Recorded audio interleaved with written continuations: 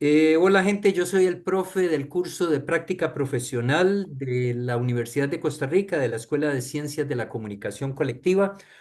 Hoy le damos la bienvenida al carnet 980153, que se graduó en el 2001 de bachillerato en comunicación con énfasis en periodismo.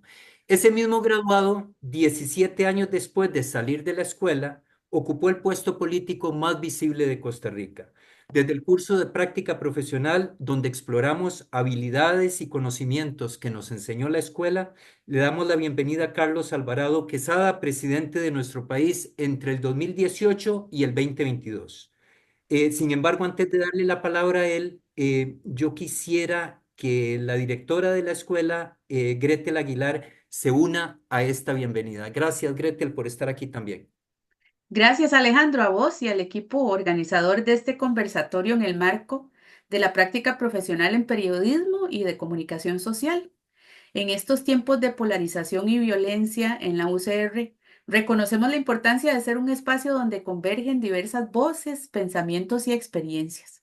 Nuestro compromiso siempre es promover un ambiente inclusivo, donde el respeto y el diálogo impulsen la construcción de conocimiento compartido y donde cada perspectiva enriquezca el aprendizaje colectivo. Muchísimas gracias a don Carlos, expresidente de la República, por colaborar en este espacio con su experiencia como comunicador y como presidente de la República. Reciba la más cordial bienvenida de parte de la Escuela de Ciencias de la Comunicación Colectiva.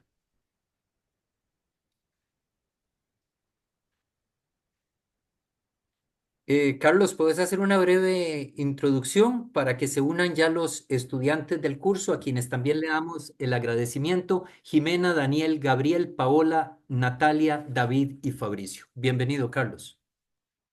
Muchas gracias, Alejandro, y muchas gracias a doña Greta, la directora de la Escuela de Comunicación, y a todos los que están presentes. Me da mucho gusto poder tener este espacio para conversar, no sé, para intercambiar pensamientos y más bien lo que me genera es muchísima curiosidad sobre, no sé, sobre las preguntas, y la verdad es que con muchas ganas de compartir la experiencia. Estoy a la orden, Alejandro. Muchísimas gracias. Empezamos entonces con Paola y Gabriel, quienes van a llevar la primera media hora de este conversatorio. Hola, mi nombre es Paula Cordero, soy estudiante del curso de la práctica profesional en periodismo y en comunicación social y agradecemos al invitado hoy por asistir a nuestra clase. Tener al expresidente don Carlos Alvarado en un rol de egresado de nuestra escuela es una oportunidad para nosotros pensar en habilidades y conocimientos que necesitamos en nuestra futura profesión. Para todas las personas que nos acompañan, les contamos que los 7 estudiantes de este curso dialogaremos durante los primeros 45 minutos con don Carlos Alvarado y los últimos 15 por escrito y en el chat. Quien así lo desee podrá plantear sus preguntas, las cuales leeremos conforme nos alcance el tiempo. Primero hablaremos de el don Carlos Alvarado, estudiante de comunicación, luego del Carlos presidente y por último de Carlos como después de su rol como presidente. Y ahorita le doy la palabra a mi compañero David Loaiza, quien hace la práctica en La Nación, en la sesión de deportes, que él va a comenzar con la primera pregunta.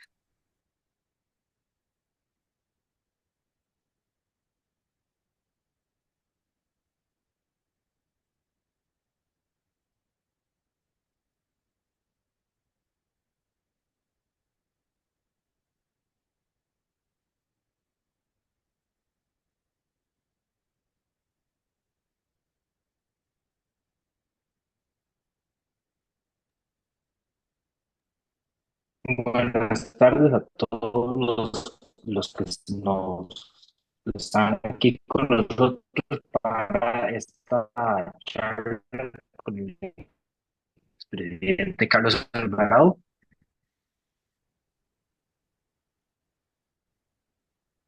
Yo creo que David me dijo que Compañeros, estaba estoy teniendo ahorita en la parada de unos... buses. Sí, me dijo que estaba en la parada. Primeramente, Sigamos, Paola, tal vez sí. Sí, eh,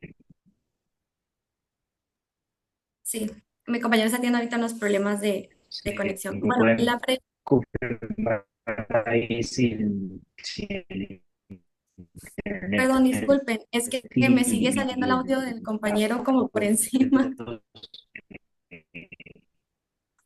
Bueno, se dale, escucha Paola, yo creo que le voy a explicar a estoy David que diciendo tiene yo. mala conectividad en este momento.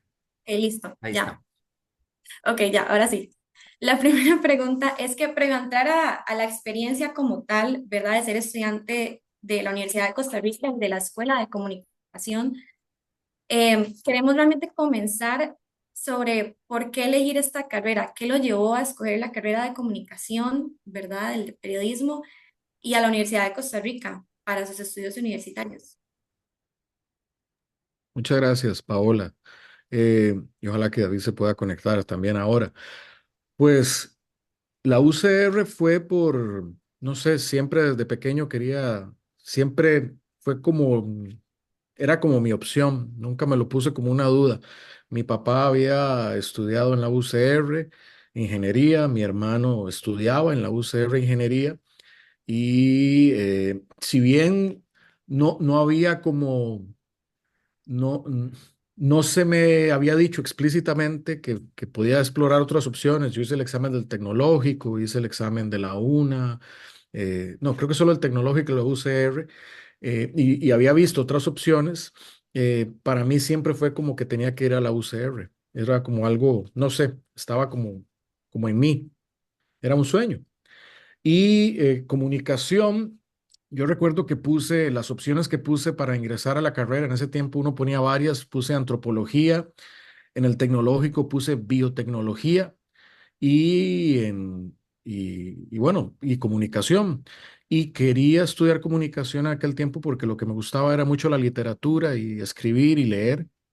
eh, y eso era como lo que más me ilusionaba. Creo que ahora lo entendería más como la narrativa o las narrativas y la creación. Yo cuando entré a la UCR, de hecho, entré a comunicación y al mismo tiempo llevaba enseñanza de la música y filosofía. Llevaba las tres carreras al mismo tiempo eh, porque me gusta todavía mucho el arte y veía la comunicación o escribir o la narrativa como una forma de crear. Yo creo que después eso fue evolucionando. Me gustó mucho por ejemplo, la producción audiovisual siempre es algo que me ha gustado muchísimo. Entonces asociaba mucho la comunicación como una forma de crear, pero también de poder desarrollarme profesionalmente. En aquel tiempo uno le decían, bueno, cómo ganarse la vida o cómo ganarse o cómo resolver la operación arroz y frijoles. Se decía mucho en ese tiempo. Entonces, esa fue como la opción. Pero mi impulso inicial fue por el tema de la literatura, de escribir, de que había periodistas que tanto hacían periodismo como escribían como García Márquez o Ernest Hemingway o otros. Entonces, eso fue como mi primera inspiración para entrar a la carrera. Y de hecho, en la escuela aprendemos a contar historias, a analizar contextos, a proyectar hechos, utilizar datos, mucho de lo que usted nos está diciendo ahorita, nos está compartiendo ahorita. ¿Todo esto a usted le funcionó para lograr ser el presidente más joven de las últimas décadas? Yo diría que sí, pero mi trayecto con la comunicación fue una relación de amor y odio, creo yo. Cuando yo entré a la carrera, pues entré a la carrera muy ilusionado. Después, estando en la carrera, tuve como estas, creo que todos la tenemos, y no sé si ustedes la tendrán, pero estas como crisis existenciales de por qué estoy aquí y qué estoy haciendo y no entiendo por qué estoy estudiando esto y después la enorme ansiedad de y no voy a conseguir trabajo y qué voy a hacer de mi vida y debí haber hecho como mis compañeros que estudian derecho, mis compañeros que estudian medicina, ingeniería, que sí tienen trabajo y todo eso pasó por mi mente en aquel momento de por qué estoy haciendo esto. Y cuando terminé mi carrera, el bachillerato, que fue algo muy bonito, o sea, la verdad es que esos 4 años son esenciales en mi formación. Y ahora después les quiero hablar un poco de eso, pero creo que eso solo lo entendí hasta tiempo después y hasta hoy lo sigo entendiendo, terminando de entender. Cuando terminé, yo lo que me dije también fue yo no quiero hacer, yo no hice la licenciatura. Yo dije, yo quiero complementar mi formación con otra carrera. Claro, tampoco la elección no fue como, porque lo que hice fue sacar la maestría en ciencias políticas. O sea, me fui al piso de arriba o al lado de la escuela de comunicación, de la donde estaba antes la asociación de estudiantes, al lado estaba la maestría de ciencias políticas y hice mi maestría en ciencias políticas. Según yo, porque quería como empezar a, yo decía mucho, es que en la comunicación no están los datos o no está a veces la ciencia o no está los, necesito complementar con algo más y después me fui a estudiar fuera del país.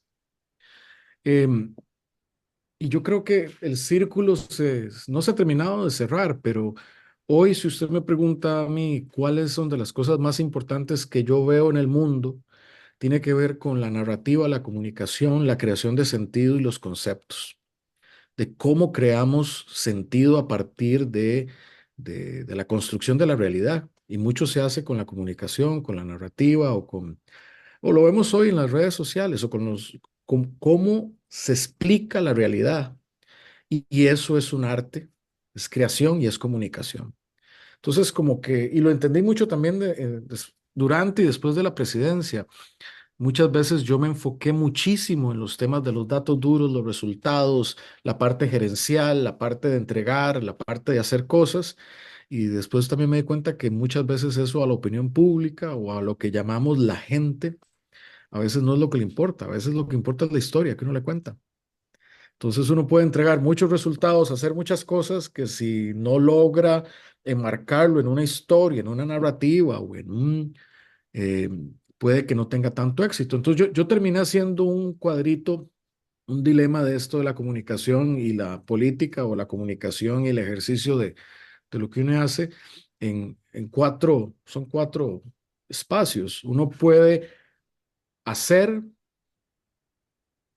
y no comunicar y puede que entonces la gente no vea mucho los elementos de la transformación. Uno puede no hacer y no comunicar, que eso es el peor, que eso es no hacer nada. Uno puede no hacer, pero manejar muy bien la comunicación y transforma realidades, pero en los datos efectivos no mueve la... Y está el óptimo, diría yo, que es cuando uno transforma la realidad, pero también el discurso. Ese es como el cuarto, donde uno logra los impactos en la sociedad, pero también logra los cambios conceptuales y el entendimiento del entorno.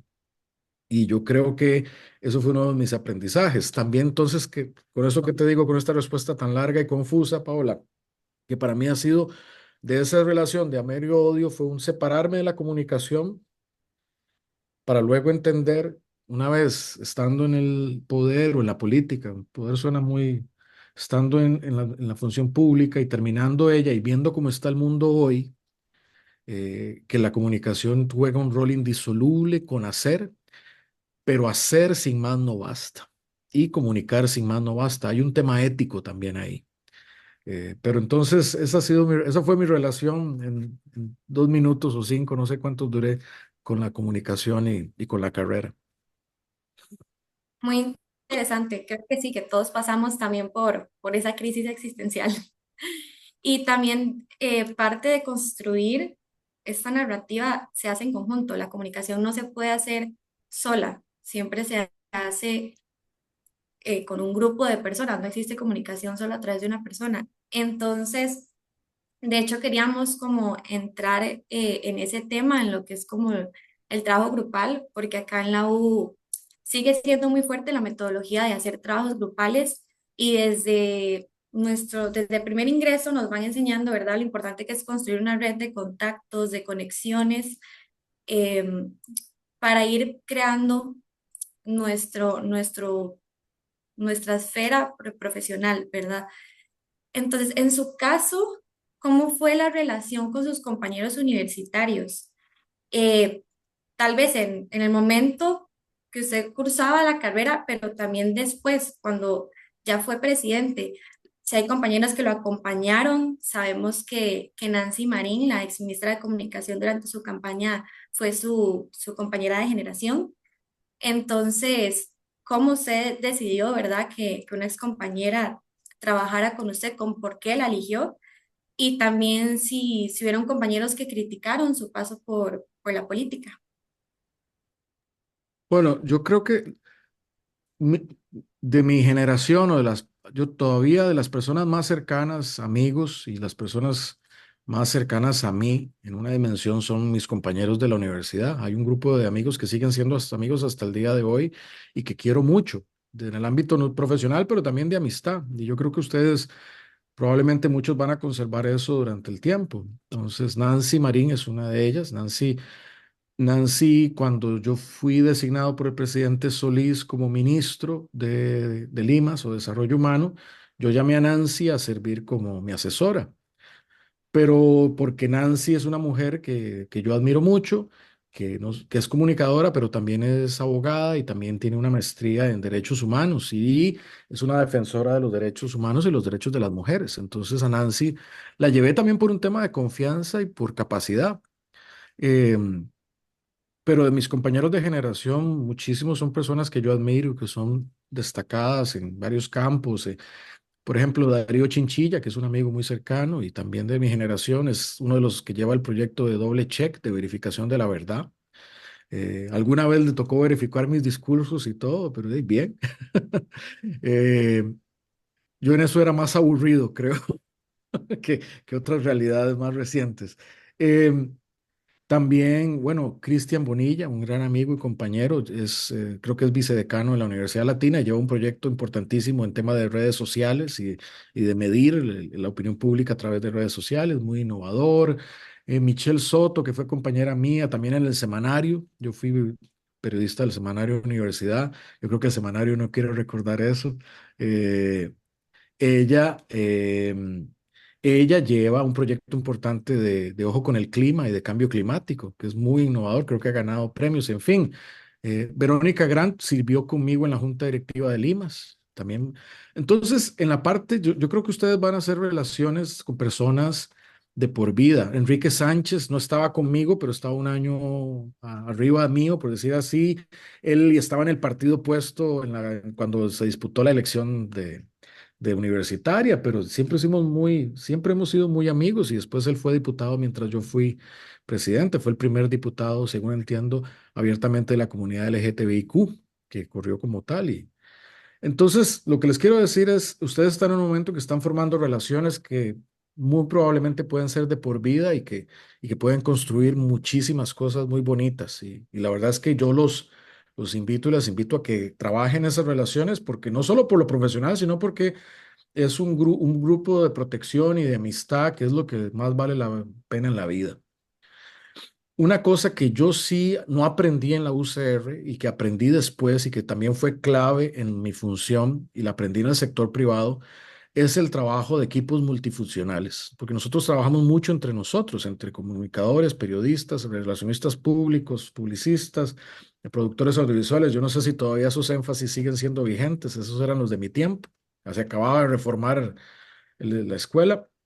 Eh, pero éramos muy entre nosotros. Yo cuando salí y empecé a trabajar en el sector privado, me tocó, trabajaba en mercadeo para una empresa transnacional y me tocaba trabajar con abogados, con economistas, con gente de logística, de mercadeo.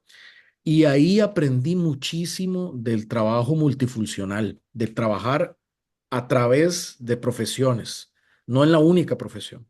Y eso es valiosísimo. Y eso para mí fue una de las mejores experiencias de vida en función de atender la pandemia, por ejemplo. ¿Por qué? Porque en la pandemia uno tenía doctores, abogados, educadores, uno tenía todo y todo el mundo tiene su punto de vista muy viciado o enfocado por su profesión o su formación. Pero la realidad no es solo la que uno le crea a la profesión, la realidad es muy compleja. Entonces, trabajar interdisciplinariamente a través de disciplinas es crítico para crecer, porque uno aprende, pero además logra impactar más. Yo me acuerdo que lo viví también cuando yo era ministro de Desarrollo Humano y Rosendo Pujol, también de la UCR, creo, no sé si ya estará pensionado, sí.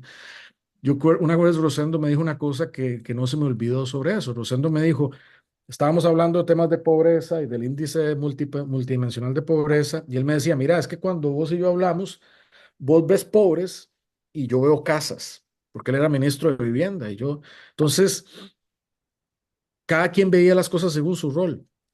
Esos trabajos multifuncionales yo los recomiendo que hagan proyectos con otras profesiones para que exploren lo que es eso. Eso es muy, y el mundo de hoy es eso. El mundo de hoy cada vez más desdibuja las fronteras del desarrollo profesional. Y lo que la gente piensa que va a ser, entiendo que el 80% de las personas que se gradúan de una carrera hoy no terminan trabajando en un perfil típico de lo que se educaron. Eso según un estudio de Stanford.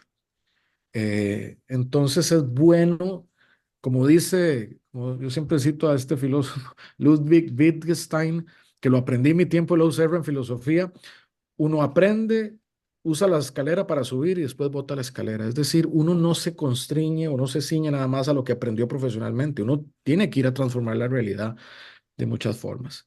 Entonces, en el grupo de amigos importantísimos, a Lorna, que está acá, la conocí también estando yo en la universidad. Lorna sirvió en el CINART, puede dar fe de lo fácil que es la función pública, Lorna.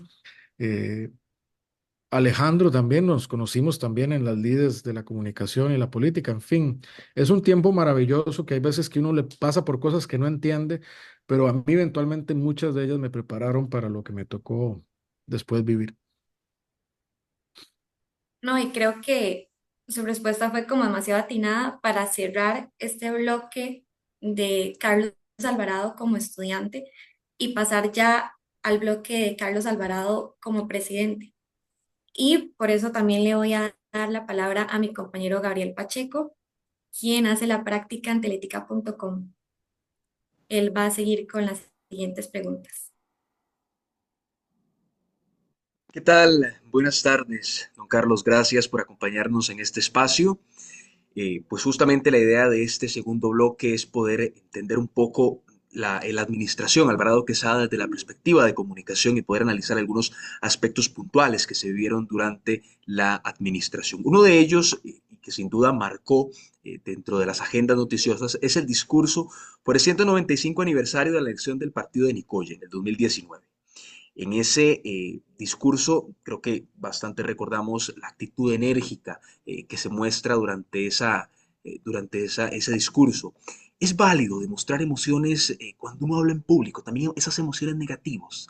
¿A qué atribuye ese cambio en su comportamiento? Y bueno, ¿qué impacto considera que tuvo en la percepción del mensaje que usted quería transmitir en ese momento, viéndolo desde la óptica de la comunicación? Muchas gracias, Gabriel. No, eso es una excelente pregunta. Eh,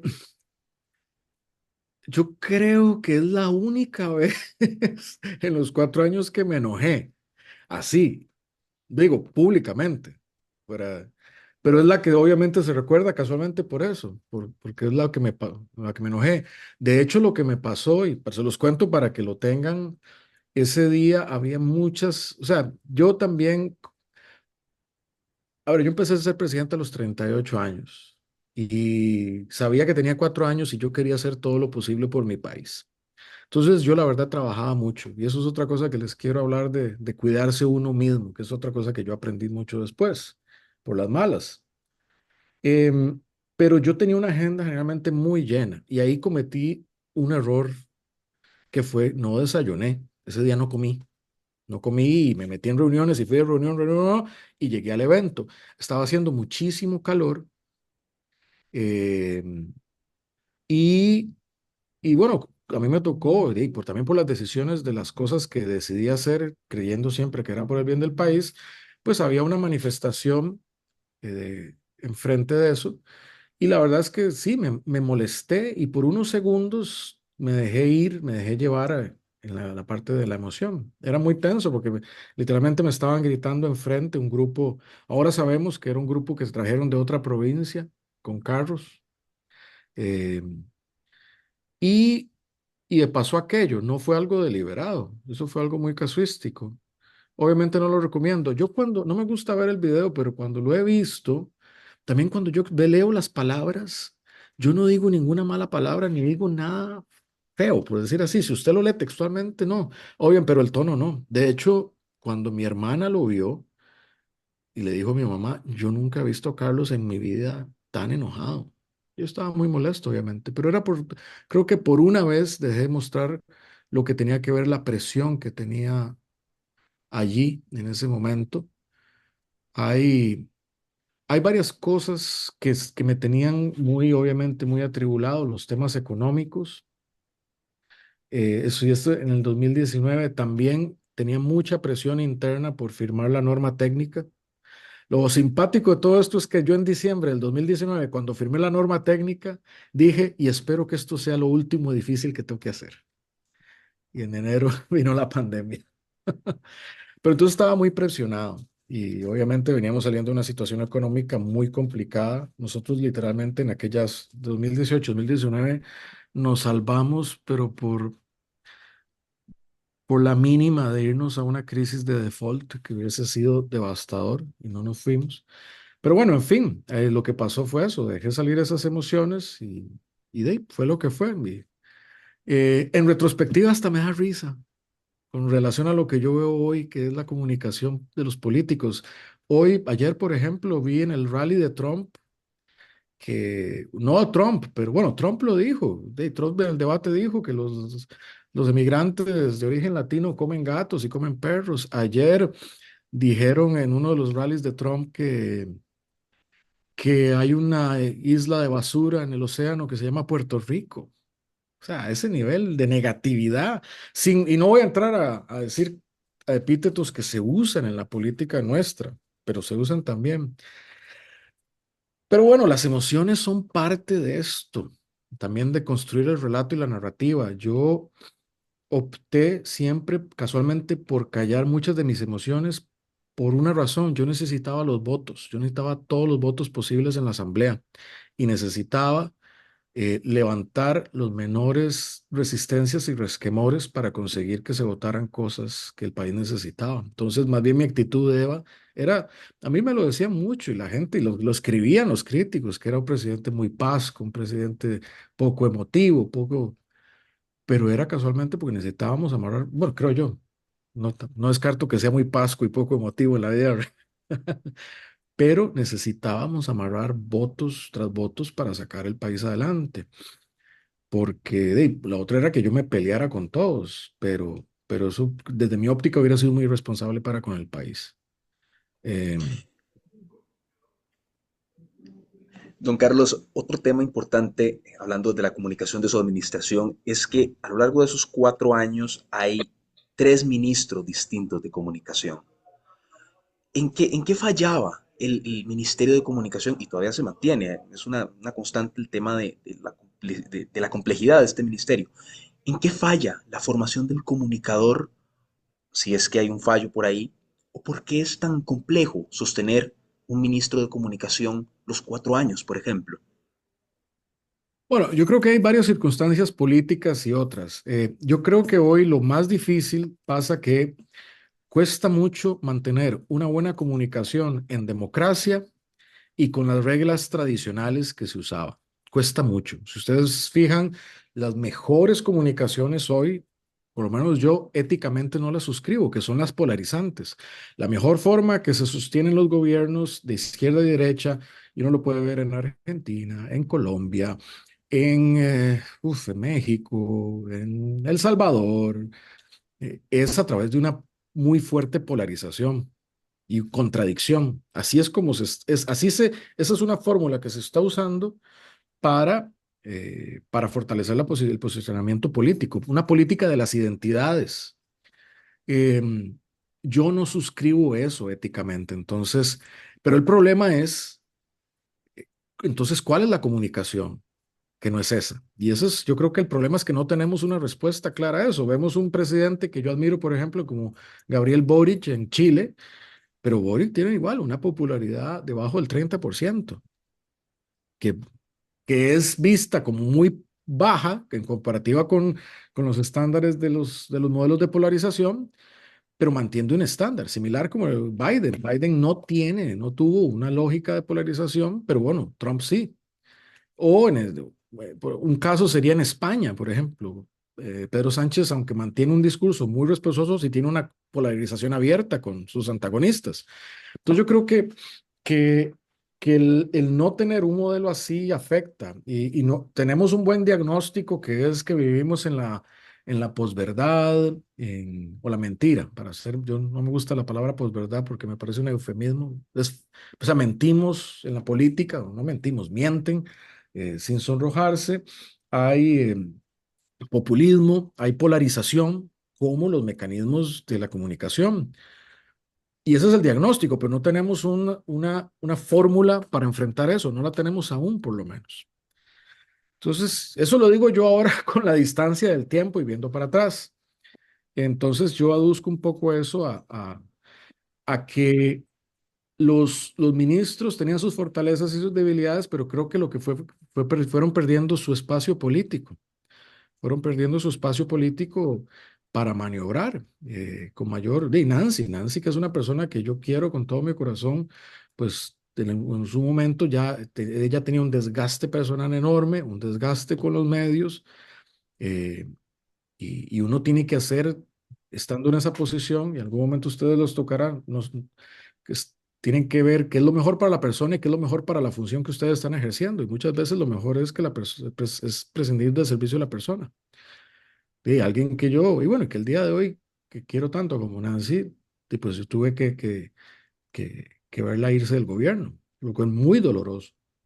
Eh, pero creo que eso se marca en el contexto en que estamos actualmente de la comunicación. Los modelos exitosos parten de la confrontación y la polarización. No conozco alguno exitoso, por lo menos, que, bueno, el presidente Arévalo de Guatemala, que también me inspira mucho, creo que está haciendo un excelente trabajo, pero es que tiene también una polarización muy abierta ¿con qué? Pues con toda la corrupción del régimen previo y de los regímenes del pacto de la corrupción de Guatemala. Entonces, vivimos en una gran polarización y es un pésimo tiempo para, eh, para la política más moderada, más de centro, más de consensos y de diálogo. Vean que, díganme ustedes dónde hay un proceso de diálogo abierto hoy en el mundo.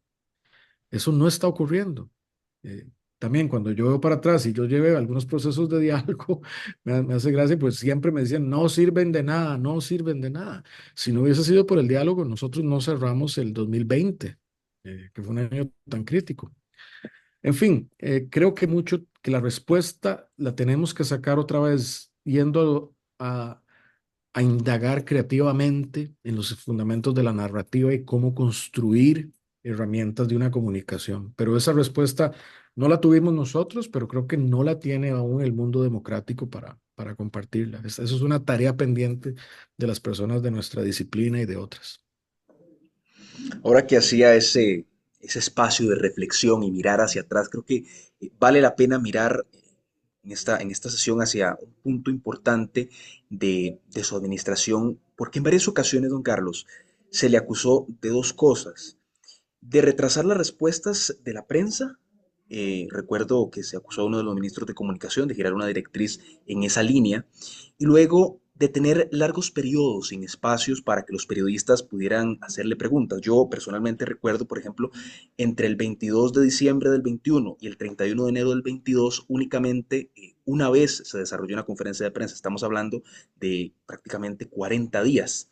O por ejemplo, durante el caso Pata, ahora que mencionaba a la exministra Marín, bueno, ese fue un episodio en el que ella se enoja con la prensa porque la prensa reclamaba más espacio para poder hacerle preguntas. Ahora, ya en frío, tras estos años que han pasado, don Carlos, faltó transparencia con la prensa. ¿Por qué se daban esos periodos de silencio largos?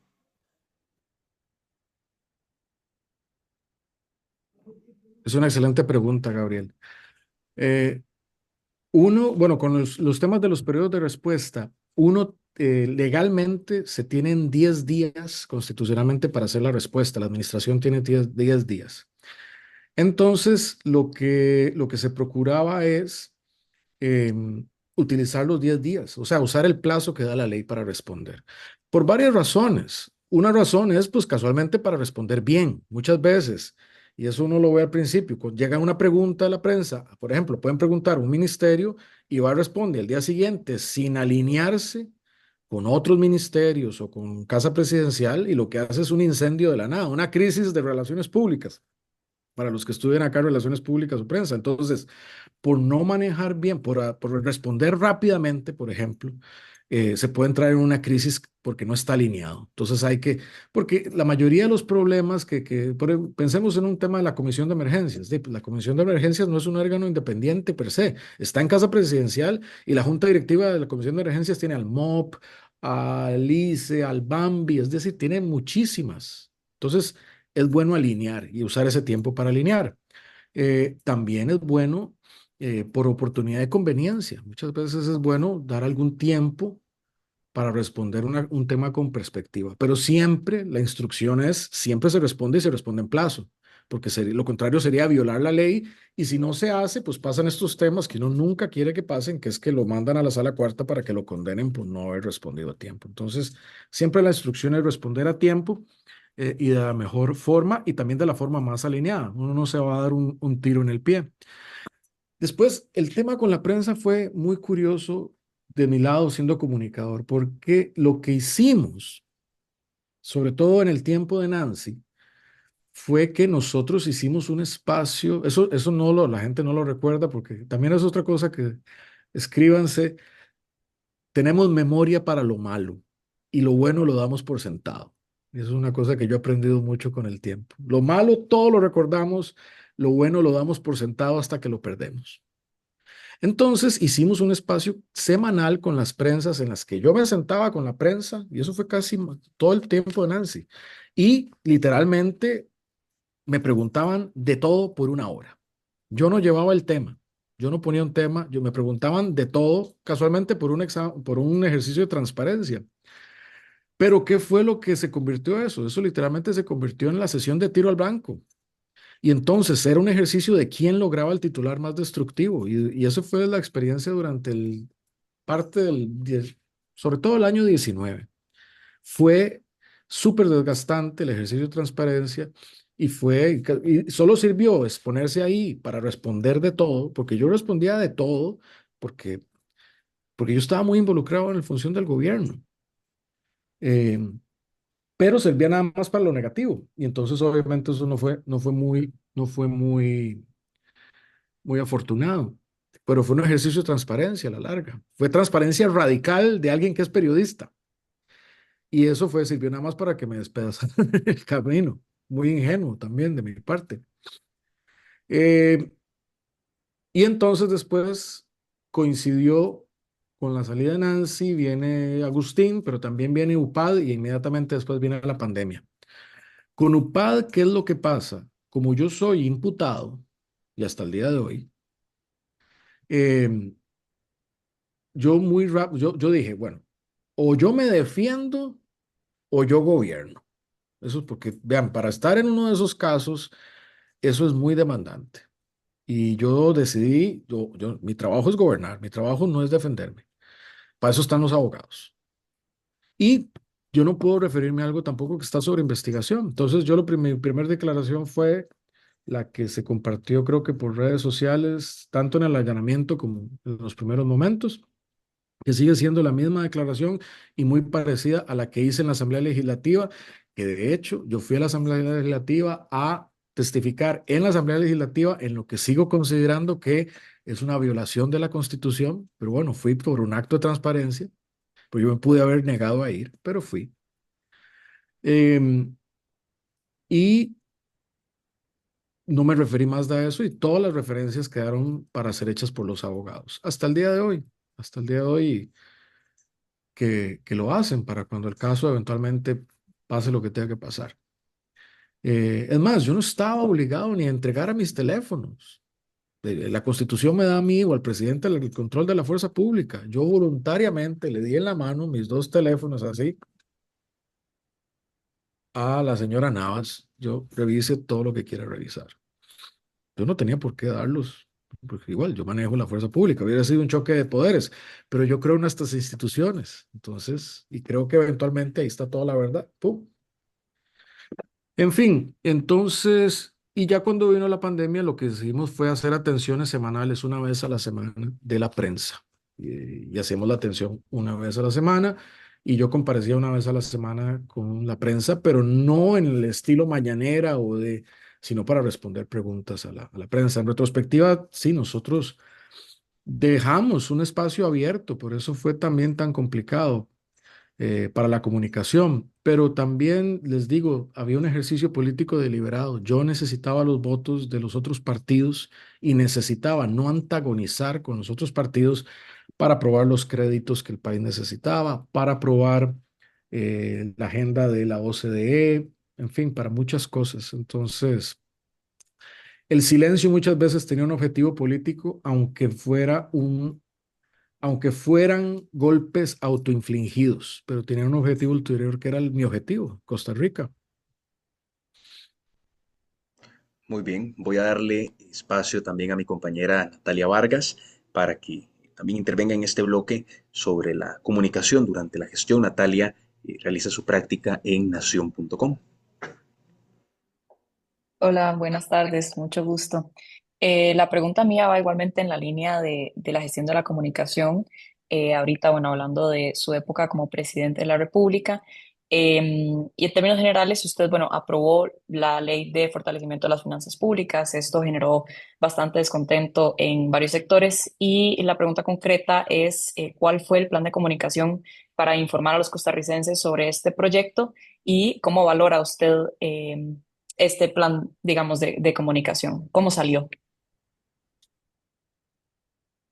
Pues creo que, bueno, eso es el caso típico de casa, herrero, cuchilla de palo, porque mi gobierno no destaca por la comunicación, ciertamente. Entonces, no es el mejor ejemplo que les podría dar para eso. Creo que destacaría más como un gobierno responsable. Porque, a ver, yo no conozco ningún lado del mundo que uno tenga que hacer un plan fiscal que involucre impuestos y que pase sin una resistencia. O sea, eso no lo creo no lo conozco. De hecho, también uno generalmente solo experimenta su entorno nacional. A mí, cuando yo estoy en Costa Rica, me dicen de todo, de dictador de la pandemia por las restricciones, y cuando yo estoy afuera, lo que me preguntan es cómo Costa Rica logró los indicadores que logró, que son los mejores, de los mejores del mundo, sin hacer un lockdown, porque los demás países hicieron un lockdown con ejército. O sea, que usted no podía salir y lo arrestaban si salía y se lo llevaban. Nosotros nunca hicimos nada de eso, pero entonces la experiencia nuestra es la subjetiva. En nuestro caso, pues un plan de impuestos es un plan de impuestos y la oposición va a ser la oposición. Obviamente, y había oposición de muchísimos sectores, porque, y la verdad tal vez más, la, a ver, la afirmación o la narrativa que más se posicionó es que el plan le cobraba impuestos a la clase baja y a la clase media. Y eso hoy la gente lo toma como una certeza. El Instituto de Investigaciones de la UCR, aquí al ladito en, del Instituto de Investigaciones Económicas, para esa misma fecha sacó un informe donde decía el plan es progresivo, más del 65% de los ingresos viene de los quintiles más altos. Eh, el IVA, que tanto se habló, baja la evasión por por el encadenamiento y la trazabilidad. Ustedes, no sé si, bueno, pero antes del plan fiscal había muchos abogados, muchos médicos, muchos profesionales liberales que no aceptaban, que solo afectaban efectivo, que no pagaban con datáfonos. Eh, Se afectó el impuesto de capital, en fin, se hicieron muchas cosas y pudo haber sido más progresivo, pero yo tampoco, yo tenía 10 votos de 38, o sea, no pudo, y era lo posible, y era entre irnos al guindo o sacar lo mejor posible. Pero de todo eso, en efecto, la comunicación no destacó como un elemento para explicar y es pelear contra algo muy difícil, es más impuestos, impuestos para los pobres y es muy difícil avanzar en ese escenario. Si ustedes se fijan, cómo en un escenario tan adverso se sacan más de 38 votos. Y eso es por otro tema también que no es de comunicación, pero es político, porque era un gobierno que estaba dispuesto a asumir todo el costo político de eso. Porque el costo político no le cayó a Liberación, no le cayó a la Unidad, no le cayó a la gente que sumó votos para que eso pasara. O que ayudó para que la consulta de constitucionalidad no se pegara, porque hubo gente que votó en contra, pero ayudó que el plan pasara. Eh, pero era porque se necesitaba asumir el costo político de pasar eso. Eh, Es decir, se necesitaba un culpable. Y así estaban por eso estaban los votos. Otra vez, no escogimos al gobierno, pero escogimos a Costa Rica. Y esa es la historia de esa historia. Entonces, si están buscando un buen ejemplo de comunicación de eso, no es ese, no es ese. Pero es un ejemplo de política, de lo que, y también de lo que es la realidad y la hipocresía que involucra muchas de las cosas con la función pública y el discurso público. Eh, yo creo que mi administración se valora más ahora que estamos donde estamos. Nosotros hicimos un montón de obras que en su momento no, nos costaba muchísimo que la gente que se mostrara. Ahora se muestran más porque dicen, no, no lo hizo, lo hicieron antes. Entonces ahora tenemos un mejor mercadeo que cuando estábamos en gobierno. Eh, pero a tu pregunta, Natalia, no fue tengo que reconocerlo como un error, no fue de las estrategias más prolijas de comunicación. Don Carlos, para finalizar esta sección, la última pregunta sería, ¿qué criterios o qué características vio usted en Rodrigo Chávez para, para contratarlo como parte de su equipo de trabajo durante su gobierno? Eso se da en el contexto del finales del 2019. Voy a contarles la historia para que esto haga sentido. O más bien, empiezo con la conclusión. Yo soy responsable de haberlo traído a Rodrigo Chávez. Eh, y les cuento la historia. A finales de 2019 se abre la Contraloría, vean la ironía de la vida. La Contraloría General de la República le abre un procedimiento a varios exfuncionarios y encuentra a mi ministra de Hacienda, Rocío Aguilar, por un tema de lo llamado el hueco fiscal. Que ese hueco fiscal en el 2017, el último año de la administración Solís Rivera, Hacienda presenta un presupuesto. El presupuesto va a la Asamblea, los diputados de aquel tiempo lo revisan, la Contraloría lo certifica y se aprueba el presupuesto. En 2018, cuando estamos en ejercicio, se detecta que no se presupuestó cerca de 700 mil millones de colones. O sea, hay un faltante. Obviamente, todo eso sirve para decir que la plata se la robaron, que, bueno, etcétera. Lo que pasa es que hubo un error de presupuestación que pasó por Hacienda, por la Asamblea y por la Contraloría y en su momento nadie se dio cuenta. Entonces hay este faltante. En junio de ese año, a mí me lo dice Rocío Aguilar, que eso literalmente fue decir, éramos tantos y parió la abuela, porque todavía otro problema más. Y en la crisis fiscal teníamos que presupuestar además 700 mil millones de colones, que es poco más de un punto del PIB, o sea, un platal, y aumentar el gasto, obviamente, y el endeudamiento. Una pésima noticia en aquel momento, pero bueno, la Contraloría inicia la investigación y por una cosa que yo no entiendo al día de hoy, porque yo con la Contraloría tengo muchas diferencias que respeto en el marco de la institucionalidad democrática, la Contraloría le abre un procedimiento a Rocío Aguilar que no tuvo nada que ver con eso. Es más, yo públicamente apoyé a Rocío Aguilar y dije, ella tiene que pagar, porque hay un problema legal. Como no está presupuestado, aún así hay que pagar la plata, pero es ilegal pagar cosas que no están presupuestadas. Pero si no pagábamos, el país entraba en default. Y si entramos en default, es que sin impagos se hace un problema enorme. Si quieren ver problemas de default, vean Kenia recientemente, Sri Lanka antes, Grecia antes y Costa Rica en 1980, que es un problema severo de inflación, incremento en la pobreza, en desempleo, etcétera, etcétera. Entonces, yo autorizo y digo públicamente que respaldo a la ministra para que haga los pagos y que estamos tramitando el presupuesto extraordinario. Yo también consciente de que puedo estar inclusive incurriendo yo en un delito, y lo digo aquí públicamente, y dice, ¿me van a hacer otro caso? Lo haga. Porque si no, el país entraba en default.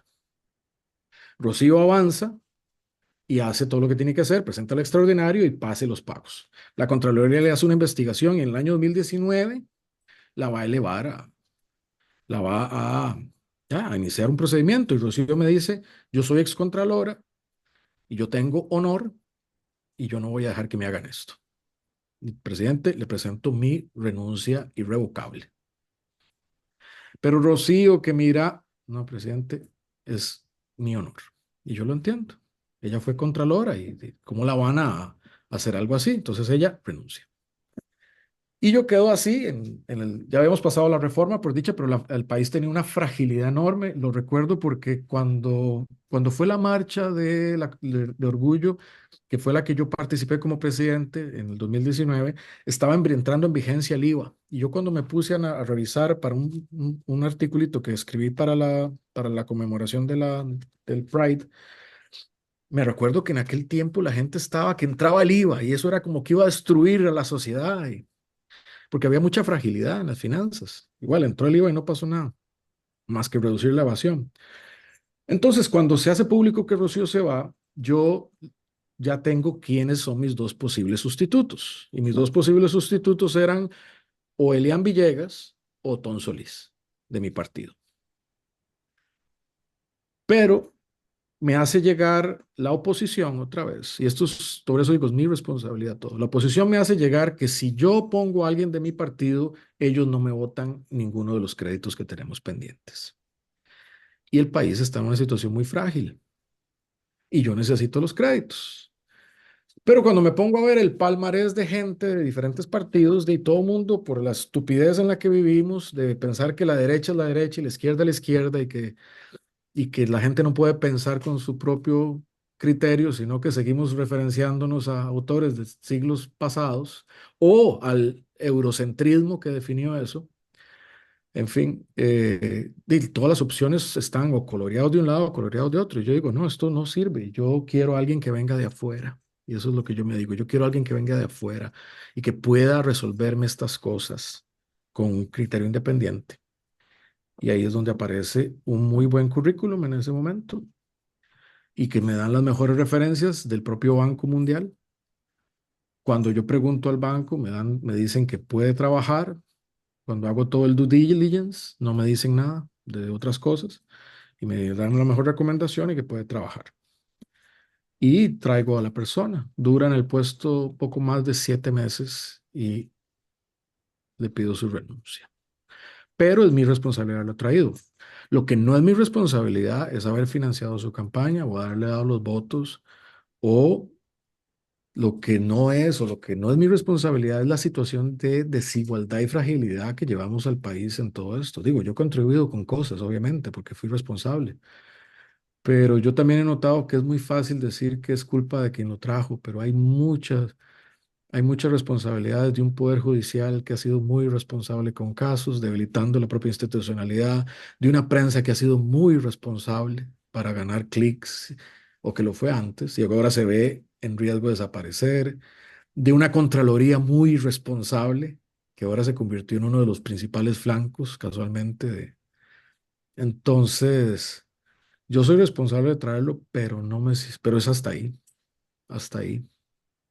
Entiendo, don Carlos. Y nuevamente, de forma muy concreta, para terminar esta sección, porque se vuelve una cosa muy interesante, ¿se puede saber quién lo recomendó a él? Yo soy el responsable. Yo soy responsable de Ok. traerlo. Eso también es otro chivo expiatorio, buscar quién lo recomendó, ¿no?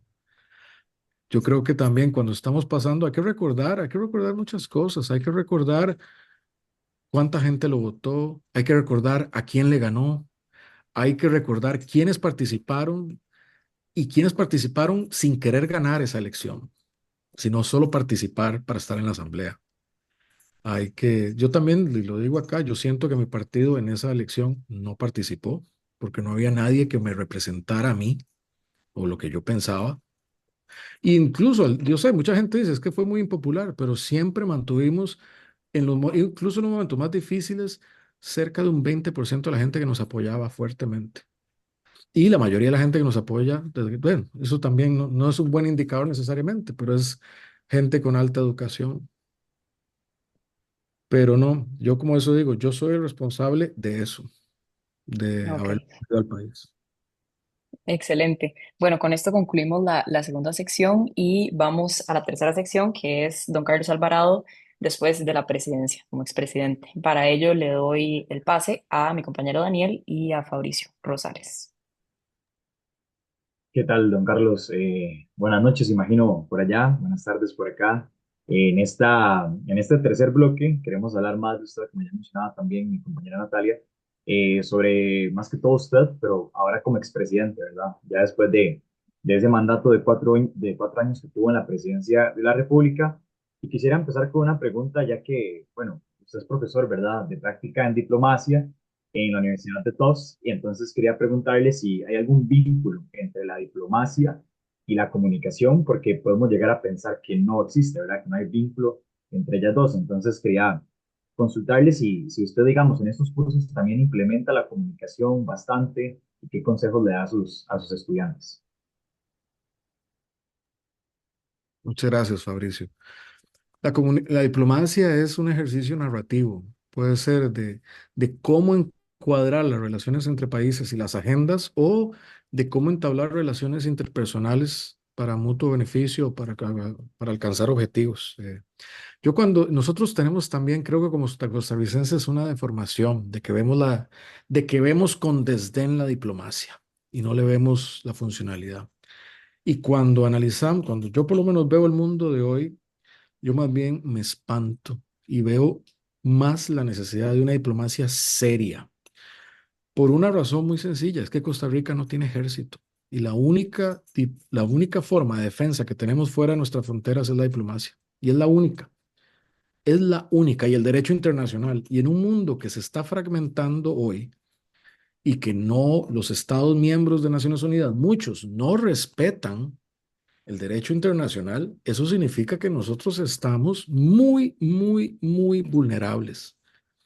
Pero ¿qué es lo que protege a Costa Rica? Lo que protege a Costa Rica es también una narrativa, un valor simbólico. Costa Rica sigue representando al mundo paz, derechos humanos, ambiente, y aunque hemos también perdido nuestro posicionamiento simbólico y narrativo en esos campos, eso que se ha construido por política nacional y por diplomacia internacional, es una de nuestras grandes defensas. También para nuestra economía, nuestra reputación es uno de los grandes acicates económicos. Lo que pasa es que muchos de esos, como son narrativas y son simbólicos, son intangibles.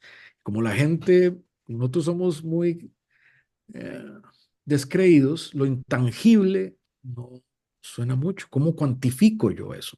Lo empezamos a cuantificar cuando sale una portada del New York Times que dice que estamos siendo penetrados por el narcotráfico, o cuando esas cosas empiezan a tangiblemente desarmar lo que nosotros hemos construido con mucho tiempo, es cuando le damos más valor. Eso es como dice el refrán, eh, toma muchos años construir la sombra debajo de la que uno se sienta, pero solo toma un segundo, unos minutos destruirla con una hacha, botar el árbol. Eh, entonces, sí, yo le doy hoy eh, muchísima más importancia y muchísimo más énfasis a la diplomacia como un mecanismo de nuestra propia protección como país, y de nuestra prosperidad, y que debería ser algo que más que criticarlo tanto como lo criticamos, que lo celebremos y que lo protejamos y que lo profesionalicemos y que le exijamos muchos más resultados a la diplomacia. Entonces, y yo sí uso herramientas de comunicación, pero también de lo que he aprendido en estos años. Como les digo, mucho de lo que yo soy es lo que me dio la Universidad de Costa Rica y lo que aprendí allí, y ahí me formé muchísimo en muchas cosas, en pensamiento humanista, lo que les decía, no solo en la comunicación, en filosofía, en música, en las artes, pero también soy otras cosas después de eso. Y yo también los invito a que en eso evolucionen. Las profesiones ya no hay tal cosa como que uno nada más es un periodista neto o como un publicista neto. o, mm, es muchísimo más fluido, y cada vez más uno se construye su nicho profesional, más que uno sale con una descripción de lo que le da un título. Si ustedes se fijan hoy amanece una noticia de un medio polaco que despidió a sus funcionarios y puso inteligencia artificial a hacer el trabajo. Y esa es una realidad que cada vez va a estar más cerca. Uno de los principales casos contra OpenAI lo lleva el New York Times por plagio y lo que eso va a definir muchísimo el futuro de la profesión. Entonces, en fin, sí le doy muchísimo importancia a la parte de comunicación con diplomacia, pero porque ya también yo he borrado mucho las fronteras profesionales. Creo que lo que tenemos que hacer es gente inteligente, creativa, talentosa, que tiene herramientas y que construye no solo las herramientas hacia afuera que tiene, idiomas, leyes, matemática o geografía o historia, pero se construye lo interno, la universidad o la educación nuestra nos prepara para cosas que están afuera, pero no nos prepara necesariamente interiormente con fortaleza emocional o otras cosas para afrontar la complejidad que tiene el mundo. Entonces, yo también los invito a que hagan un proyecto que se llame ustedes mismos, que sea ustedes mismos. Ese es su principal proyecto. Realmente estamos acostumbrados a hacer proyectos hacia afuera, un proyecto de radio, un proyecto de un curso, una tesis, pero no nos vemos a nosotros mismos como nuestro principal proyecto. Y eso es algo que yo he aprendido también con el tiempo, y eso no nos lo está dando nuestra propia educación. Gracias, don Carlos, por la respuesta y voy a darle el pase a mi compañero Daniel Villalobos, que está haciendo práctica en comunicación social en la Fundación Friedrich Ebert. Entonces, adelante, Daniel. Muchas gracias, Fabricio, que por cierto está haciendo su práctica en Deportes de Repretel. Bueno, muchísimo gusto, don Carlos. La pregunta que le quería hacer pues va más relacionada como a las redes sociales y como el contenido de estas, digamos. Lo vemos súper activo en temas de cambio climático, medio ambiente, en algunas cumbres de las Naciones Unidas, etcétera. Entonces, queríamos preguntarle cómo maneja usted sus redes sociales, si tal vez lo maneja personalmente o si alguien le aconseja a la hora de publicar, a quién van dirigidas estas publicaciones, o sea, a quién es su público meta. Y pues también hay alguna razón específica de por qué sea el cambio climático uno de los temas, ¿verdad?, con mayor visibilidad en sus redes sociales. Gracias, Daniel. Pues no, yo hoy mis redes sociales siempre, desde que estuve más en campaña y luego en la presidencia, siempre se encargó alguien de eso. Antes de eso yo manejaba pues básicamente mi perfil, imagínense, en aquel tiempo de Facebook, como dice Hernán Jiménez, eso es ahora solo para personas mayores.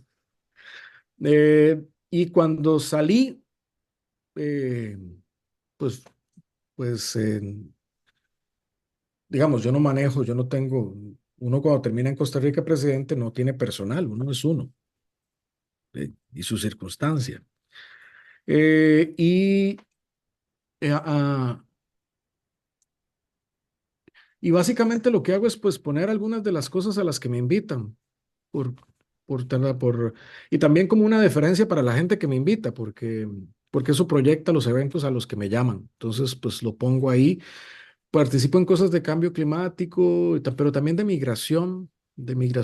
derechos humanos, em, de varios temas. Uno cuando tiene una posición cuando se está en la presidencia se tiene visibilidad de muchas cosas.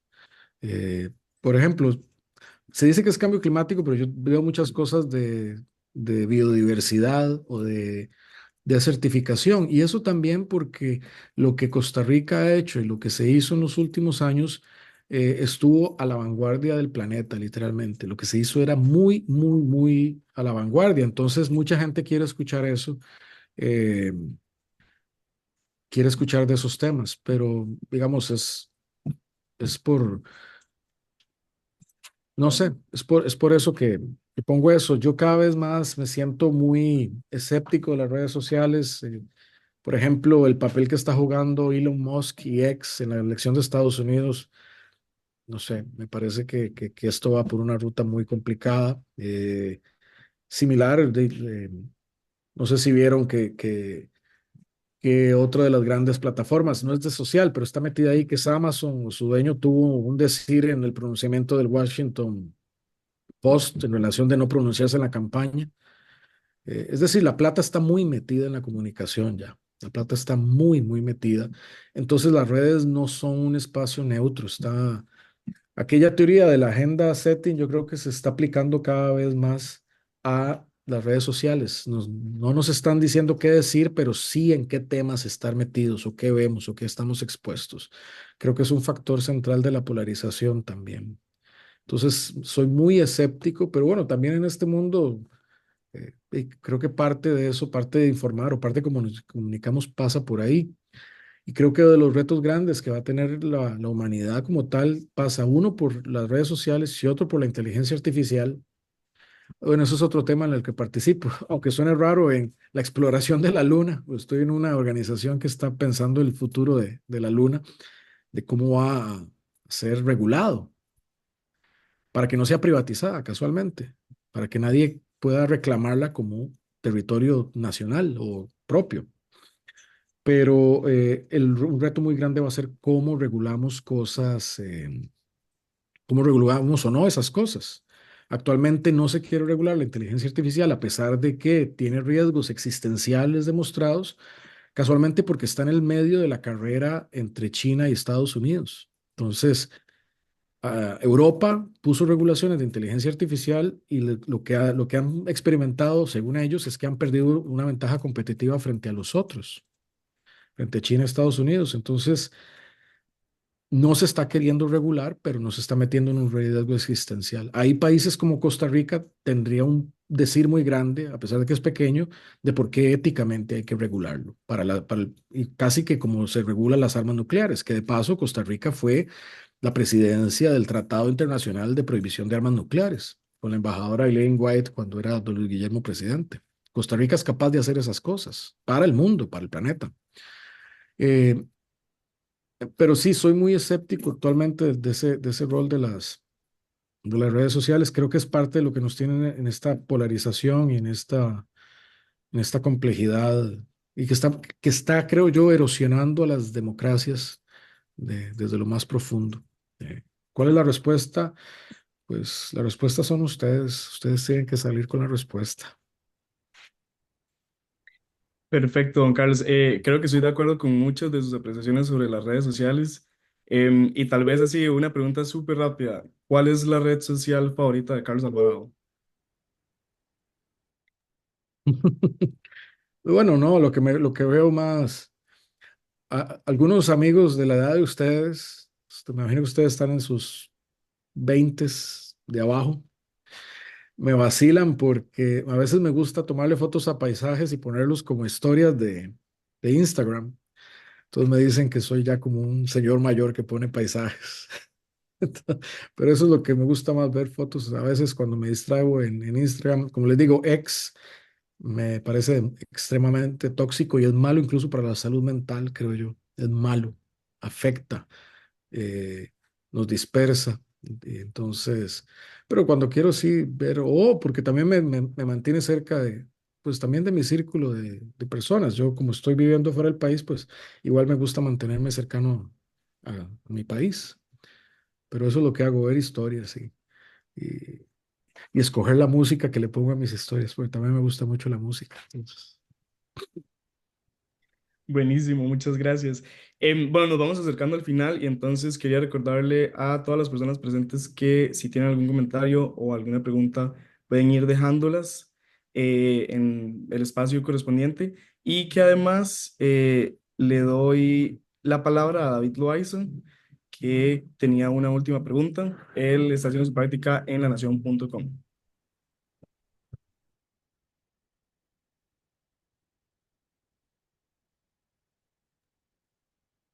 David, no te escuchamos, perdón.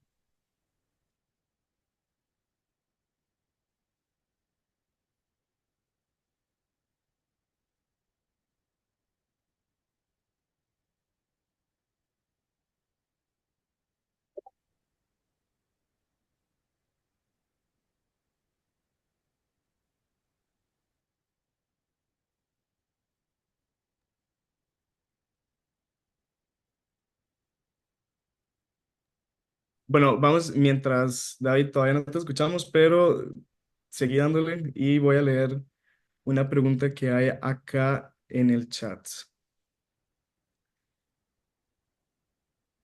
Bueno, Juan Rodríguez pregunta, ¿cuánto se arrepiente de haber traído a su gabinete, aunque sea por un breve periodo, al actual presidente Rodrigo Chávez como ministro de Hacienda? ¿Siente que ese fue su mayor error como presidente o lo desplaza a algún decreto o decisión presidencial que hoy diría esto no lo hubiera pasado entonces con la información de hoy o hubiera hecho algo diferente? Bueno, a Juan, creo que ya me referí un poco con la pregunta de Natalia de eso. Eh, pero igual creo que eso, lo digo y no para mí, sino para, creo que ponerlo en esa perspectiva es no mirar el punto central, creo yo. Obviamente las personas, los individuos hacen parte de lo que es la historia, pero también las macrotendencias. Nosotros como país ya íbamos a a un modelo populista. Si ustedes se fijan, eso fue la elección también del 2018. Y era por muchas de las condiciones subyacentes de desigualdad en nuestro país y de resquebrajamiento de credibilidad de muchas instituciones. Eh, Creo que ese es el punto que faltamos ahí, que lo más, también me he dado cuenta que es muy fácil decir es que el error es esto o aquello, pero es mucho más profundo que eso. Esa es mi reflexión de un tiempo para acá. Cuando pienso de cosas que más bien hubiera deseado, yo hubiera deseado muchísimo lograr los votos para prohibir la explotación petrolera, eh, o para el acuerdo de Escazú, haberlo ratificado. Hubiese querido tener los votos para hacer todo eso, pero... Y también, todos me dicen que fue culpa mía porque no se aprobó en ese tiempo, pero bueno, no, pues, no tenía los votos. De hecho, muchas veces tuvimos que sacarlo de la agenda porque había votos para archivarlo. Entonces teníamos que irlo cuidando de que no lo archivaran. Eso era muy volátil. O, por ejemplo, en retrospectiva, una cosa que sí me duele muchísimo fue dos cosas: que la Contraloría votara, o sea, del trabajo de casi 3 años y medio, quitando la red del Bicentenario, o sea, diciendo que eso, porque eso fue el antecedente.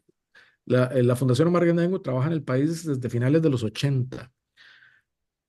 Queríamos hacer la red del Bicentenario con la Fundación Omar Dengo y después de todo ese tiempo, 30 años de trabajar y de 3 años empujando una red para que todos los estudiantes tuvieran computadora y conexión, la Contraloría dijo no, por muchas razones que no vienen al caso y que yo no estoy de acuerdo. Pero eso fue el antecedente de que se quitara la Fundación Omar Dengo y que tengamos más de 40.000 computadoras engavetadas hoy. Eso sí me duele. Y había un proyecto de ley en la Asamblea para hacerlo por ley. Y un diputado me dijo, el proyecto me encanta, nos encanta, pero es que, presidente, no le vamos a dar al PAC, esa fue la respuesta, no vamos a dar al PAC computadoras para que las reparta en campaña. Yo le dije, pero póngalo que se ejecuta en el 2023, no me importa. Y no pasó. Esas cosas sí me arrepiento de que no pasaran. Eso sí me duele muchísimo. Don Carlos, también tenemos por acá un mensaje, bueno, un comentario que nos enviaba Yesenia Salazar, que le dice que, bueno, que le parecería muy importante que usted mencione la importancia de autocuidado, ¿verdad? Cuidar nuestras agendas, alimentación, cansancio, como una herramienta pues clave para la construcción de narrativas con nuestras audiencias.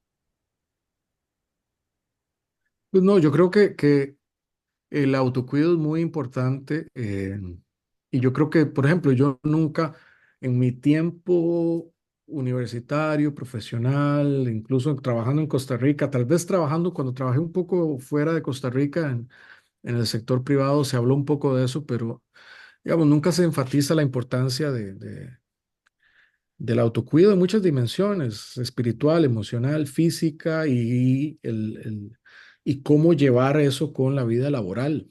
Eh, y también yo creo que eso desde un punto de vista de liderazgo. Eso es algo que creo que yo enfatizaría muchísimo más. Pero bueno, yo creo que también nos tocó una época muy particular. Yo creo que la pandemia fue un tiempo muy duro desde muchos puntos de vista. Yo recuerdo agosto, septiembre, octubre del 2020, un momento muy duro porque teníamos que atender la emergencia sanitaria, abrir un diálogo con el Fondo Monetario, porque el país igual, porque se paró toda la economía, estábamos en una fragilidad enorme, y tener manifestaciones en las calles, y eso hace la tarea un poquito difícil. Pero sí, yo les recomiendo que se autocuiden, que estén muy atentos a muchas cosas, a su salud física, a sus emociones, a la calidad de sus pensamientos, a las relaciones buenas y las tóxicas, a su tiempo en redes sociales, que se pongan muy, que estén muy atentos a ese tipo de cosas. Es bueno y también que estén constantemente chequeándose con un médico tradicional, pero también de cómo están ustedes y cómo se sienten. Yo creo que eso es muy importante y además eso los hace mejores en su desempeño. Entre más alineado está uno en su persona, en su propósito y en su estado físico, mejor desempeño tiene, logra más cosas. Yo, no, yo francamente, se los digo, yo me siento muy satisfecho de lo que se logró, aunque son cosas que igual son, para mucha gente son intangibles o incluso malas. Yo tengo una gran conciencia de que lo que se logró fue muy positivo y eventualmente se va a ver más cosas potencialmente. Pero también estoy consciente que el ritmo que llevaba no es sostenible para una vida, no es sostenible. Y hay que cuidarse mucho porque la vida es más que esos 4 años. Bueno, ahora le voy a dar la palabra a Valeria, que ella tenía una pregunta. Buenas tardes, espero que se encuentre muy bien y muchas gracias por darme la oportunidad también de expresar mi consulta. Quería saber si de su periodo como presidente existe alguna lección que se lleve o algún recuerdo, satisfacción al que usted recurre en algún momento y que usted tenga como guardado en su memoria o que es un momento tal vez especial. Bueno, hay muchos momentos, es un honor muy grande y como uno quiere tanto al país, pues hay muchos, pero hay uno que para mí es particularmente significativo porque entre tantos, tal vez porque tengo una imagen muy visual de él, pero fue cuando en diciembre del 2021 Costa Rica fue, si no me equivoco, el primer país del mundo que expandió su área protegida oceánica 30%. Eh, y eso es un área equivalente al tamaño total de Costa Rica en continental. Ese es nosotros somos 92% océano. Y cuando Costa Rica protegió el 30% de su océano, fue un momento muy satisfactorio porque quien estuvo al lado mío para hacerlo fue mi hijo. Y eso es algo que le dejamos a toda la futura generación de costarricenses y que va a estar ahí. Dichosamente, que creo que este año la Sala Constitucional reafirmó la decisión, porque hubo gente que quiso retrotraerla, pero ya la Sala la reafirmó. Y Costa Rica fue el primero en el mundo y en el año 2022 eso se convirtió en la meta global del 30 por 30 en la COP de biodiversidad. Entonces Costa Rica lideró al mundo en la protección del planeta. Entonces eso me hace sentir muy bien, sobre todo por la generación de mi hijo y por las futuras generaciones. El planeta es uno de los principales repositorios de oxígeno evita la acidificación, protege las especies marinas, etcétera. Tiene mil beneficios y mil servicios para la humanidad. El que hayamos hecho eso fue muy positivo, pero además no solo para Costa Rica, para el mundo entero. Al día de hoy sigue siendo muy reconocido. No tanto en Costa Rica, creo, pero en el resto del mundo sí. Entonces eso a mí me llena mucha satisfacción. Muchísimas gracias por su respuesta. Bueno, y vamos a leer un poco ya la última pregunta. Bueno, Carlos, vamos a apreciar un poco de lo que tenemos un poco por acá. Eh, También preguntaban un poco sobre la parte humanística, ¿verdad? Que tuvo usted en la Universidad de Costa Rica, más que todo, ¿qué coincidencias o diferencias cree que hubo entre su formación humanística en la UCR y su administración? Y también preguntaban un poco desde una perspectiva más de comunicación política, que si desde su punto de vista, cómo se puede manejar la comunicación política de una manera pues responsable, ética y de acuerdo pues con los valores democráticos para competir con la comunicación populista, ¿verdad? Y polarizante que hay hoy en día. Bueno, yo iría tal vez yo creo que los principios no deben cambiar. Eh, Hace poco leía que la democracia está basada en la confianza de las instituciones y casualmente estamos en una época donde la política se nutre de generar desconfianza, se nutre de generar polarización y conflicto. Y tiene ventajas comunicativas hacer eso, pareciera. Cuando uno es moderado en su discurso, le dicen mil cosas, desde palangana o tibio, cosas, o cuando uno quiere buscar acuerdos. Es que los acuerdos no se buscan con los que piensan como uno. Los acuerdos casualmente se buscan con los que no piensan como uno. Y eso es parte de la clave. Si yo me voy a poner nada más de acuerdo con los que piensan como yo, estoy sembrando las bases de la polarización.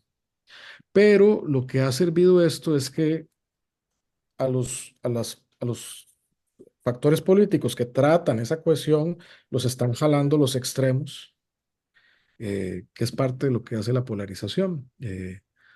Eso, que no nos podamos sentar a hablar, aunque tengamos diferencias, es lo que nos está dañando. ¿Cómo se combate de la comunicación política? No sé. Yo te lo digo con mucha franqueza, no sé, porque yo tampoco creo que sea bueno comprometer principios, o sea, convertirse en lo que uno no le quiere para competir. O sea, empezar a mentir, jamás para competir o pelearse o ofender como mecanismos para competir. Creo que uno no se puede convertir en su peor enemigo para derrotarlo. Eh, yo creo que también estamos en un péndulo. Esto también viéndolo con alguna perspectiva. Estamos en un momento donde la polarización y la radicalización, incluso muchas de las cosas que vemos se parecen mucho al 1930 europeo. Si ustedes ven el rally de ayer, o el rally del Madison Square Garden, los paralelismos con rallies del social nacionalismo alemán son impresionantes. Y asusta, eso asusta mucho, ya que se hable deliberadamente de minorías racialmente, eso asusta mucho en esta parte del mundo, pero yo creo que eso está pasando en todo el mundo. Europa está balanceándose hacia gobiernos de extrema derecha, pero si ustedes ven en Francia, la extrema derecha y la extrema derecha crece y la extrema izquierda crece. Y Macron está metido en un sándwich, tratando de mantener el balance de un país como Francia, de una tradición republicana, muy parecido a Alemania, España, muy parecido, que son democracias muy consolidadas. Entonces, no tengo una respuesta porque creo que lo he sufrido y no he visto cómo sin, sin traicionar principios, cómo abordar esto de la mejor forma. Mis mejores referencias ahora sería como el presidente Boric, o el presidente de la calle en Uruguay, pero son sistemas que están mucho más consolidados democráticamente. Nosotros lo parecíamos, pero bueno, no parece ser el caso ahora. Pero bueno, no tendría un buen consejo de cómo manejar esa comunicación política. Más bien me respaldo en personas como ustedes para hacer eso. No sé, Alejandro, si quieres que responda algunas de las que están acá brevemente para no dejarlas guindadas. En eso estoy, te cuento que en el chat hay un debate entre los 7 estudiantes. Si las planteamos, yo creo que para cerrar, porque habíamos quedado que hablábamos 1 hora, llevamos 1 hora y 25. Hay tres muy concretas. Ani, que es la coordinadora de periodismo, Ani Pérez, nos plantea que si le están preparando una pre-campaña a Carlos Alvarado como precandidato del PAC en el 2026. Luego, una pregunta de José, quien plantea, algo has hablado de esto, ¿cómo se combate la posverdad?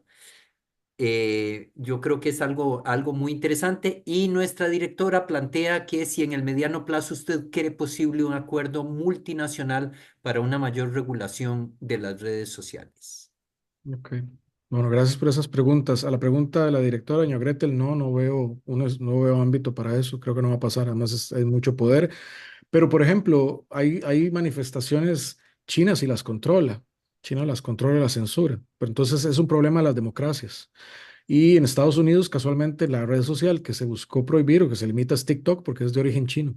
Entonces tiene que ver con el capitalismo. Eso es otra cosa. Nosotros ponemos muchas de las presiones a nuestros problemas en la democracia, pero no visibilizamos que el sistema no es solo democracia, es capitalismo. Y son elementos del capitalismo los que están fragmentando la democracia, sobre todo cuando hemos perdido capacidad redistributiva.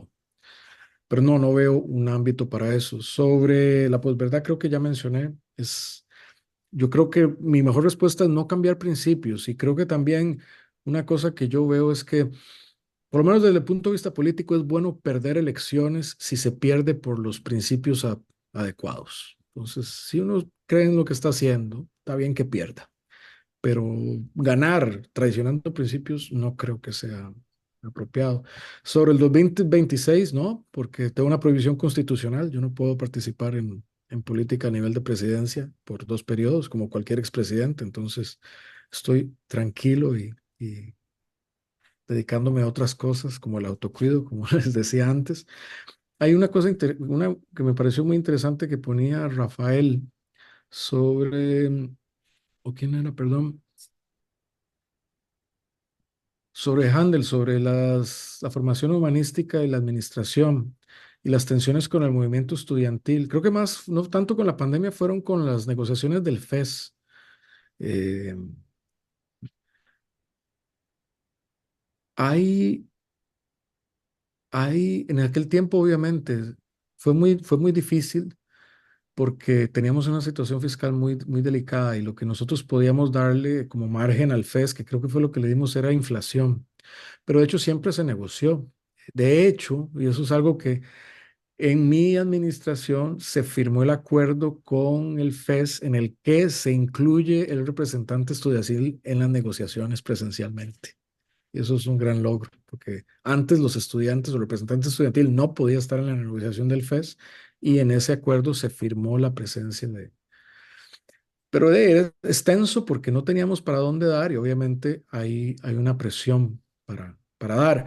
Hay una cosa que en retrospectiva me parece muy simpática. En el año 2022, ya yo estando fuera y en la negociación del FES de ese año, un vicerrector que es actualmente el rector electo, don Carlos Araya, si no me equivoco, Carlos Araya.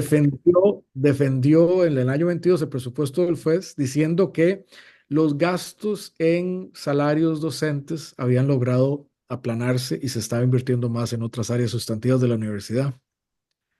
Lo que no dijo don Carlos en aquella oportunidad es que eso se logró gracias a la Ley de Fortalecimiento de las Finanzas Públicas y Empleo Público, que eso fue lo que permitió que más plata se invirtiera en otras áreas que no eran las docentes.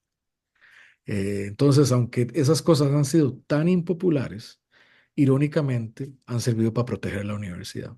Y bueno, entonces eso yo me lo llevo en mi corazoncito para algo bueno que hice para mi querida universidad, aunque como dice a veces mi esposa, usted la quiere mucho, pero yo no sé si ella la quiere de vuelta a usted.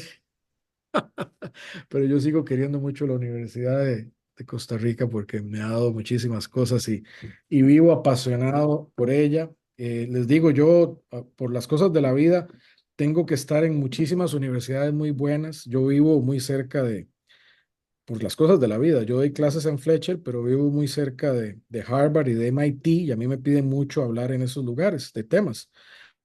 Pero les digo una cosa, un estudiante de la UCR no tiene nada que envidiarle a ningún estudiante ni de Harvard, ni de MIT, ni de Northwestern, ni de Sussex, ni de los lugares o de Hamburgo o las diferentes universidades donde yo voy, no tiene que envidiarle un estudiante de la UCR en su formación. Eh, y una cosa que también, hablando de los valores humanistas, y tal vez con eso los, los dejo, porque también me daba mucho consuelo, incluso cuando tenía tantos choques con la propia Universidad de Costa Rica, siendo presidente, pero queriéndola tanto, y uno choca por la posición en la que está. Pero una cosa que tenemos que recordar, como decía la directora, también en tiempos de polarización, y es aquello que dice, libre es pues la Universidad de Costa Rica, abierta a todas las tendencias, receptiva de todas las inquietudes filosóficas, científicas o sociales, respetuosa de todas las ideas, y no aceptará nunca más calificativo que ese, el de libre. Entonces significa que hay que estar con muchas personas que no piensan como uno y coexistir con ellas y acordar con ellas. Bueno, ya para ir cerrando, em, veo que Ani hace la aclaración de que no se puede reelección consecutiva, pero sí alternan para dejar ahí, ¿verdad? La espinita, no mentira. Y bueno, ya, ahora sí ha sido un verdadero gusto compartir este espacio con Carlos Alvarado, graduado de la Escuela de Ciencias de la Comunicación Colectiva de la UCR hace 2 décadas, presidente de la República de Costa Rica entre el 2018 y el 2022 y actual expresidente. De verdad, de parte tanto de Alejandro como de los y las estudiantes del curso de práctica profesional y de todas las personas que estamos aquí presentes, le agradecemos un montón este espacio, la disponibilidad y también la participación muy activa de este conversatorio. Sí. Bueno, y recordarles también que la sesión fue grabada, entonces luego, unos días, no sé si mañana o durante la semana, van a poder encontrarla en las redes sociales, por si quieren volver a ver algo, repasar alguna declaración del expresidente, en las redes sociales de la Escuela de Ciencias de la Comunicación Colectiva. Y antes de cerrar y ya despedirnos, nos gustaría pues un mensaje de cierre y despedida de parte de don Carlos Alvarado. Entonces, don Carlos, si nos puede dar un mensaje de despedida, se lo agradecemos un montón.